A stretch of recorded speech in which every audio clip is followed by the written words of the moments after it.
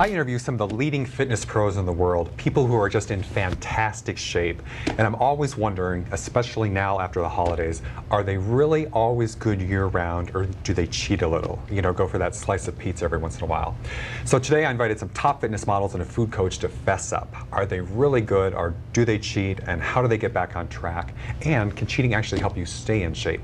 Meet Chad Crouse. Chad is a fitness model and a personal trainer here in LA. Very happy to have you here today, Chad. You.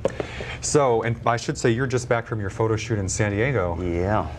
So I guess you were doing an underwear shoot. You're the underwear model here for us. To exist, a couple other things too. Yeah, a couple magazines. So, do you cheat?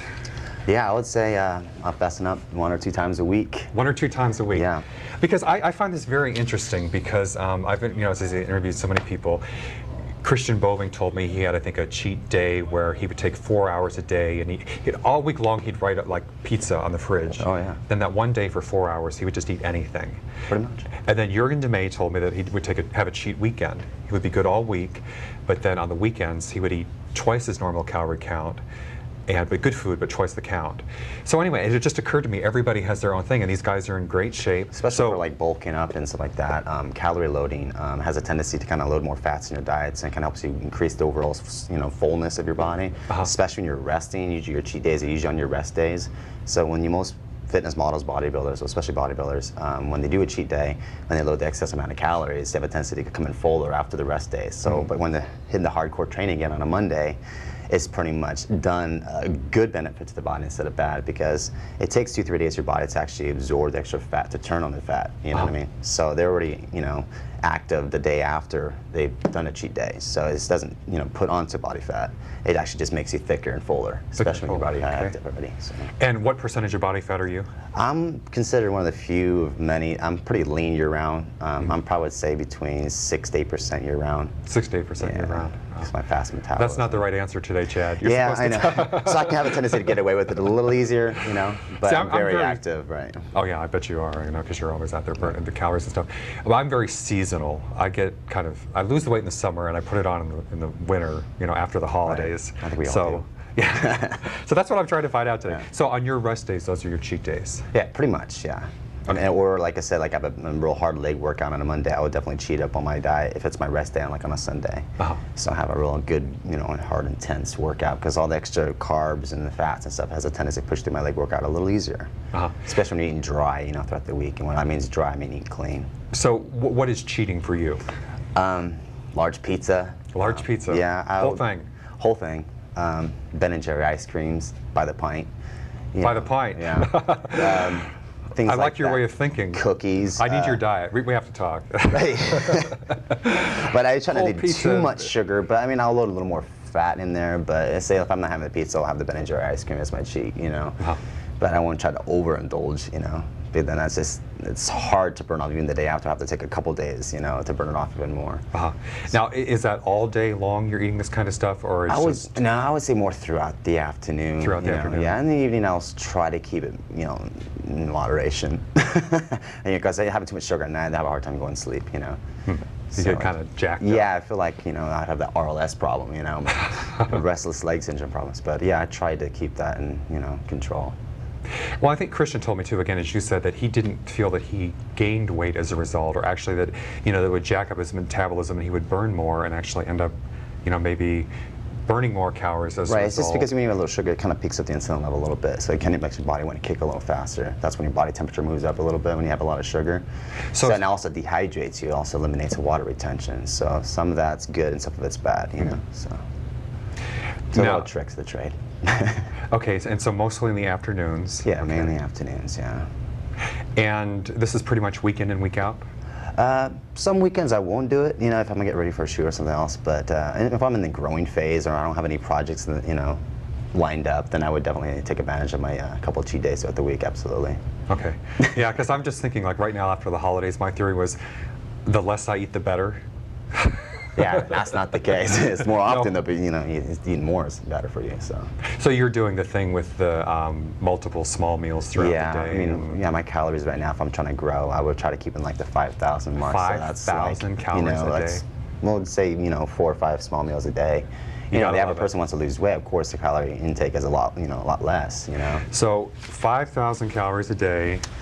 And I have been, yeah, and I have been more muscular, like but that's this. where I'm in my safe zone. That's my safe zone. So I can still lean at that, you know. But those are all clean calories. Clean calories. Yeah. So what's a clean calorie? I would say, you know, any kind of meat group, you know, from turkey to fish to chicken breast, you know, and veggies, you know, and I'll have some kind of complex carbs, you know, sweet potatoes, you know, things like that. Oh, but so those are clean. When I say clean, I mean I'm not having any fried crap food, you know what I mean? That's not going to do my body any good, you know. But no pasta and no mashed I'll throw in some potatoes. pasta, but not nothing too crazy complex, because it's harder for your body to break down those extra saturated carbs, and that's have a tendency to fill out with too much water retention, because too much carbs hold too much water. Then it makes you look smooth, makes you look kind of puffy. It's like what salt does to you, you know. It kind of pretty much sucks all the water. It makes you kind of look kind of a blimp. Yeah, like I said, I just find this interesting because maybe because of how I go up and down throughout the year, and year after year after year after year, and now I'm trying to get ready for the beach, and I've got to take it off again. I had this one trainer once, and every time he was in great shape, you know, like you guys, you're in great shape, but he'd get on my case about my diet, but every time I would ask him what he ate, he'd say, like, oh, I just came from McDonald's and a Big Mac. And I'm thinking, what kind of example is that, you know? But I guess he could get away with it because... Again, it's like the more muscle you have, I have a tendency that it's like you're obviously a lot more hungry. So you have an easier chance of getting away with, you know, cheating on your diet. So having more muscle mass is almost a little easier to kind of get away with cheating. So that's kind of an important, you know, thing to know. Well, something else I want to know, again, I mean, you've obviously got the upper body development. I mean, all, you know, guys want the big chest, big arms and that. Like I'm known for symmetry too, so I mean, I definitely believe in working the legs as well, have a good nice sense of balance. So it's not just upper body? No, absolutely not, unless you're doing, you know, some types of modeling, but I'm in the fitness category, so from head to toe is very important. I should say, maybe I can find a picture here. Your brother is also a fitness model. I go right by it. Yeah. And you're the identical twin fitness models. And I guess I just keep going. Oh, here you are. Okay. Yeah. And you really are identical. Yeah, identical. Born identical. He's 26 minutes older. I was born cesarean, and he was born, you know, normal. So. And obviously, and you both basically have the same build. Then, I mean, do you? They're very much, you know, very similar. I mean, there's some differences and stuff. You know, I'm a ½ inch taller, but no one's gonna really tell that. You know. Other than that, I mean, our muscle shapes are pretty similar. And you do the same workout routine and eat the same? No, my metabolism has to be a little faster, so I have to have a little more carbs in my diet than my brother does. There's some differences, you know.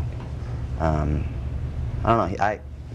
I guess there's differences with everybody. I mean, not even identical twins like we exactly the same. Yeah. You know, how they put this makes me wonder. You know, you hear those stories are like on TV or something, and they say that they can it's kind of like, I don't want to say mental telepathy, but they get like intuition. They can tell what the other one's thinking or feeling. Yeah, we kind of have that a little bit. Oh, really? Not to the point where we can finish off our sentences, but you know, and sometimes when he's thinking about something, he'll look at me and we'll nod, or like exactly, and we'll kind of read each other. You know, so we kind of think it, you know, a lot. I may have to do a show on that sometime. Freak you out, no? Well, thank you very much, Ted. I know you're in a hurry and you have to get away tonight, but I sure appreciate it. Absolutely. And look forward to having you back to find out how you got. I want to find out how you get a big chest. That's what I want to work on. Absolutely. There's a lot of tricks to that. Thank you very much, Ted. I appreciate it. Thank you, Greg, for having me on the show. We'll be right back.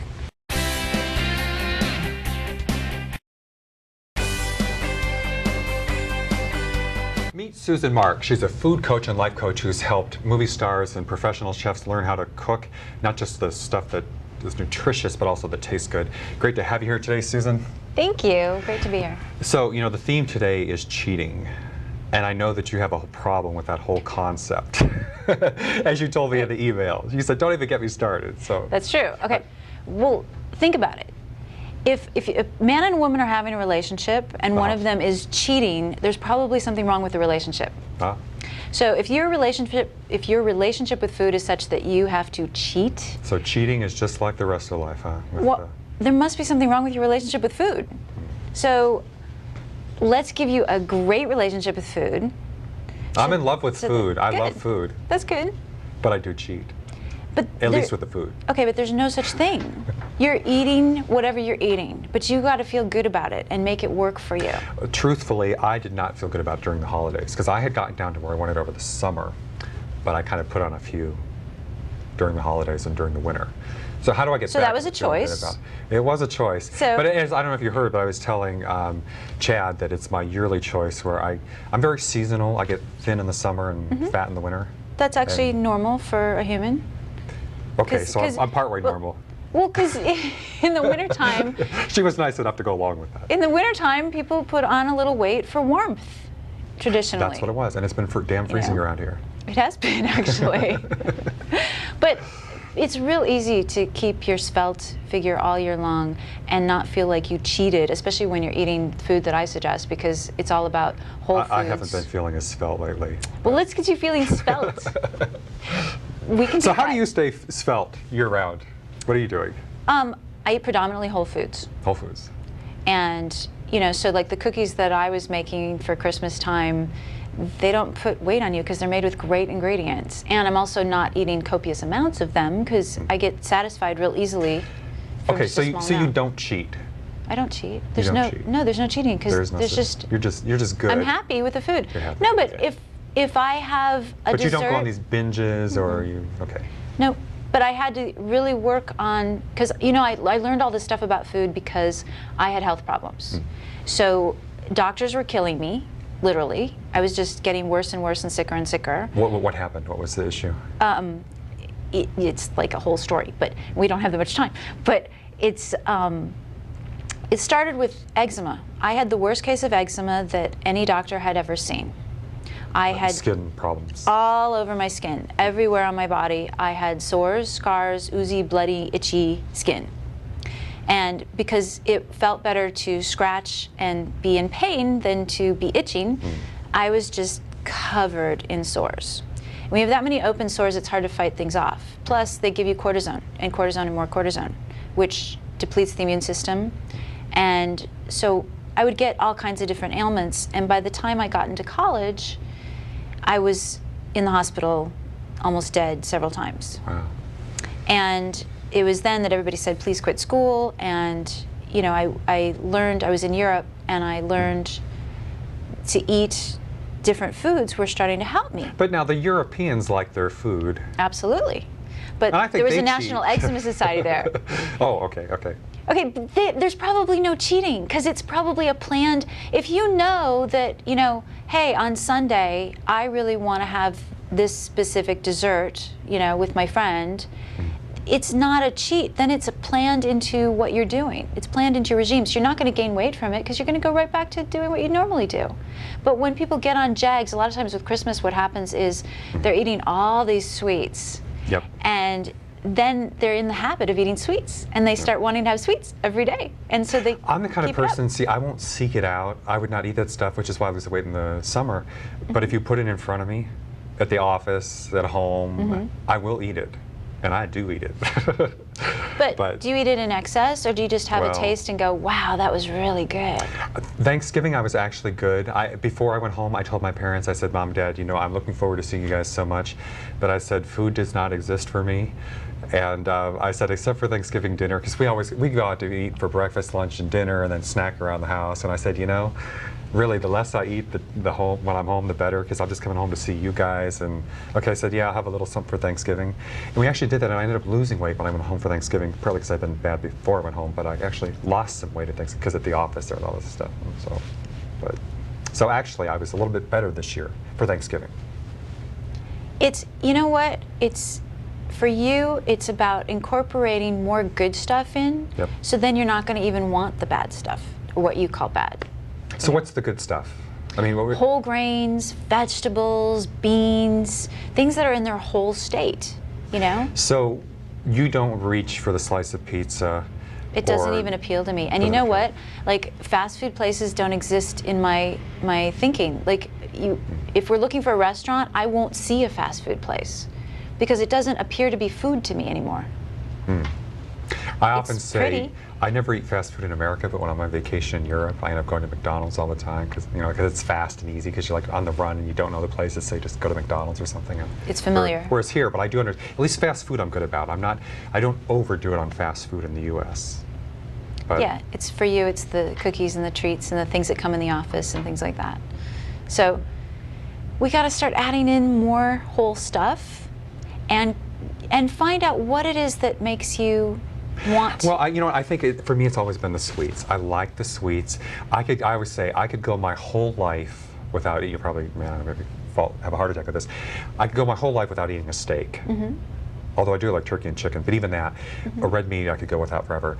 But damned if I could go a day or a couple of days without chocolate or some kind of sweet. Right, but I would love to look at your whole diet and take a look and see, is that because you've got a magnesium deficiency? Is that because your blood sugar is so low that we need to help your pancreas get back to normal so that you're not having the big cravings anymore? Or is it just an addiction?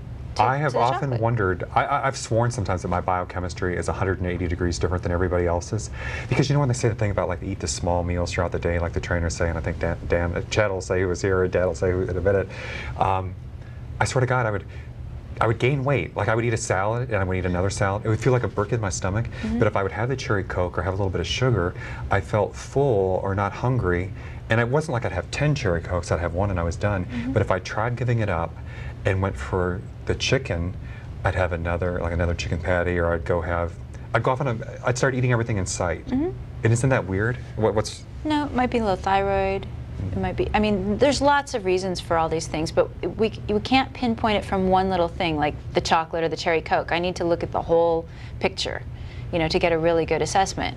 But the thing is that this whole idea of cheating, you know, that sets people up for failure. It's like, okay, then you're doing something bad. And it's not a very successful way to live your life. So to have what you want, which is you want maybe a little bit less weight on your body, more energy, better sleep, whatever it is that you want, we can create, you know, foods and things to incorporate into your diet. It doesn't have to be the whole diet.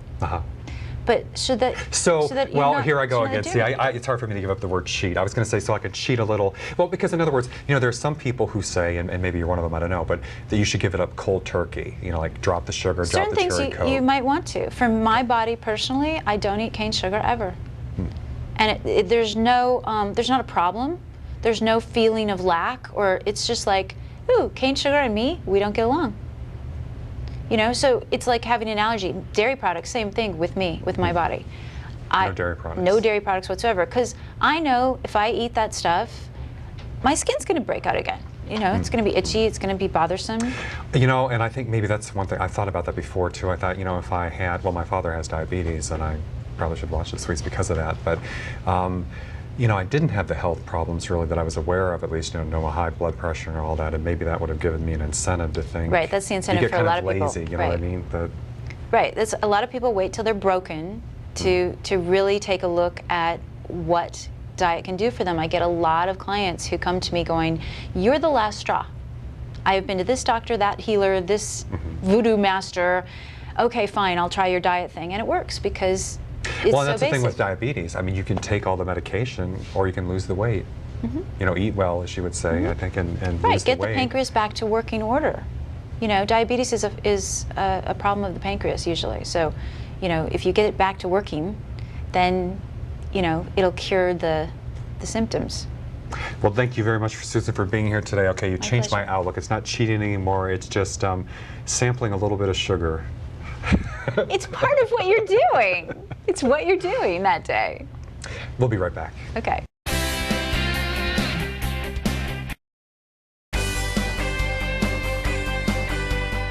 Dan Gavin is a fitness model in Orange County. He began concentrating on the competitions about 1.5 years ago, and he's already won the famed Golden State Fitness Competition. You can see him in the magazines, and he does all kinds of modeling. And great to have you here today, Dan. Thanks, Greg. Pleasure to be here. So I just want to show a few of these. I know you have this one on your MySpace page, Bob, by the way, I'll say. And I was teasing you about that, too, because I said you're the only guy on MySpace who's in a suit instead of in his underwear. It's actually a thing. I'm trying to get more into fashion. Fitness is kind of overrated, and there's a lot of people willing to do it for free, so it's a tough industry to actually make money at. So I'm trying to get more into fashion and fashion and fitness modeling itself. Okay. And then we do have some with a little skin here, too. So what I want to know, though, Dan, okay, and actually just to show one more here to illustrate, do you cheat? Cheat cheat's a very loosely used word in my diet. As a fitness model, it's more than just being a bodybuilder. A fitness model is, I try to be ready for a shoot within a week. Usually it's 5 to 7 days ahead of notice, and of course if I can be ready within 2 or 3 days, I'm ahead of my competition. So you have to stay ready. I stay ready pretty much year round. I do have splurge meals. Splurge meals, that's what I was trying to find a word for Susan. Splurge. It's a splurge. Exactly. So, okay, now we're talking. Okay, how do you splurge? What's a splurge? Usually a splurge is after, I know my body very well, and basically every weekend I have like a splurge meal. It's either loading up on some kind of bad carbohydrates or having that pizza that my body wants. See, I'm glad Susan, she said good, so you have the bad carbohydrates. I like this. Dan, that's good. Good for you. No problem. Don't tell Good, Susan I said that. good and bad carbs, and I'm sure she'd agree with me too. But basically it's having that meal that my body wants. Either it's apple pie after a good dinner or any kind of sweets that my body wants too. So it is sweets. It's usually sweets or like pizza or something like that. I usually never eat fast food. I travel a lot for work, so I'm always eating at good restaurants and stuff, and there's really no need for fast food. Yeah, but when you say good restaurants, though, aren't those bad restaurants a lot of times? Well, I'm going to a lot of steakhouses, a lot of sushi places, a lot of the good stuff where you get good quality food and not a lot of salts added to them, and they're pretty plain and with good assortments along with them too, greens, and of course every meal I incorporate high protein.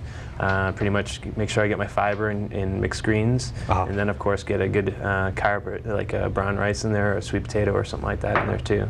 Well, I always say too that you know, you say the business lunches and stuff. I always say that does me in because I have a tendency. I think, oh, they're paying for it today. I'll get the hot fudge sundae or something, or the hot turkey sandwich, or just all this crap that I usually wouldn't even eat. And so I'm in this mode that I think, oh, it's a business lunch. I got to eat bad. You know, I changed that lately because during the holidays when I'd already put on some weight, and then I had every time people wanted to postpone a business lunch, I was like, yes, let's do it after the new year, because I had all these business lunches, and then I bad on top of it. So well, it's known fact with my friends and my colleagues that they know never to have me bring in food for any kind of dinner or any kind of lunch or anything, because I know what I'm going to bring in. You bring the carrots, right? I bring the protein bars, basically, and carrots and veggies. But you know, I like those protein bars. There are good ones and there are bad ones out there too. Believe me, I taste some that chalk probably tastes better than them. So what's a good, you mean taste-wise good one, or taste-wise and nutrition-wise too? So what should you look for a good nutrition bar as opposed to a bad one? It really depends on what you're trying to get. Like I try to go for a low carbohydrate, low sugars. A lot of the stuff I do is very low in sugar, natural sugar, because usually that stuff is the hardest stuff to process as far as in your diet. So I look for the low sugar ones, high protein, pretty low carbohydrate unless I'm trying to load up, unless I'm going for a hike the next day or something like that. So the splurge meal is important for you, though. Oh yes, oh yeah. I mean, I'm human. I'm gonna need some Thank God. regular Shake my food. hand again, because you know Susan really had me worried there. Sorry, Susan. She's gonna watch this tape later. Yeah, she is. She's definitely gonna get after you. But I mean, human's different. Like if you looked at my diet, you'd be like, oh my God, you eat the same thing, same protein. It's chicken. I eat 5 dozen eggs a week. That's right. You were telling me 5 dozen eggs. 5 days. Basically, I eat 10 eggs a day, and in the morning it's 6 eggs with 2 yolks. That's the biggest thing. Is there's only 2 yolks out of 10 eggs a day. So it's a lot of it's just the pure protein. Those eggs. Wow. Yeah. Yep. And it's an easy protein to eat and digest. It's one of the higher quality ones too out there. So you've never just tried to be, I don't say good, because obviously you're not too bad, but you never went cold turkey for the splurge foods completely? Or No. You just... It's always part of my diet and part of my it's actually part of me now. I feel ever since I've pretty much zoned into my diet, know what I can eat and what I can't eat, I feel a lot better as a person, a lot healthier. I have a lot more energy. I feel like I look younger. I age better. So it's just an energy boost then, if you think of it that way, maybe, exactly. Instead of it's being healthy. Healthy. But ordinarily then, your usual routine is, though, I mean, is it the small meals throughout the day and that most of the guys say? Well, I try to eat every 2.5, 3 hours, basically get some kind of protein. It's not a meal. Some guys try to measure out meals. I don't count calories. I know how much my body can handle. I know about how much I'm going to need a day. And of course, when my body tells me I need carbs, I'm going to sit there and get some carbs in it because it's telling me. So how many calories a day? See, I don't count calories, so you don't know. I'd imagine it's probably somewhere between 3,000 and 4,000, but depending on how much activity I do that day too.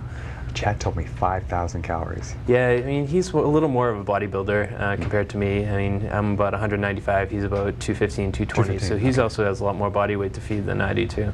And you're about the same height, you're 6'2". I think I'm a little taller than him. 6'1", I think. Or but like different frames though too. I have a little thicker waist and he has a lot broader shoulders too, so a little different body structure. So there is the genetic component to it. Oh yeah, genetics is a huge thing too. I mean, depending on where you are and who you're from, and of course who your genes are from too.